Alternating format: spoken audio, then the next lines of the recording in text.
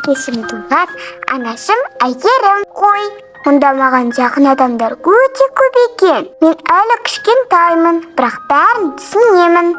Анашым, сіз өте әдемі, әрі өте қамқорсыз. Сіз күлген кезде мен әрдайым тыныштық пен жылулықты сеземін. Әке, мен сізді сондай мақтан тұтамын. Ағам Ақсырымбет, әпкем Айым, мені қалай тосып жүргендеріңізді білемін. Біз әлі кездескен жоқпыз, бірақ мен барлықтарыңызды қатты жақсы көремін. Тезірек сіздердің жандарыңызда болып, жылулықтарыңызды сезсем екен. Білесіз бе, анашым, сіздің жүрек дүрсіліңіз бен нәзік дауысыңыз менің сүйікті анам. Менің осындай отбасым болғанына сондай қуаныштымын. Маған керемет есім ойластырып қойыңыздаршы. Барлығыңызды жақсы көремін. Жақында кездесеміз. Сәлеммен.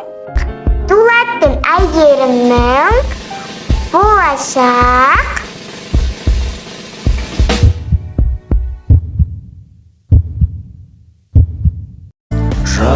Ұлы. Тас лақтырма тағдырға, жарқырап жүр, көңіліңді қалдырма, төрсенігі төмендеуге хақың жоқ. Ел тұрғанда артыңда, мен тұрғанда алдыңда.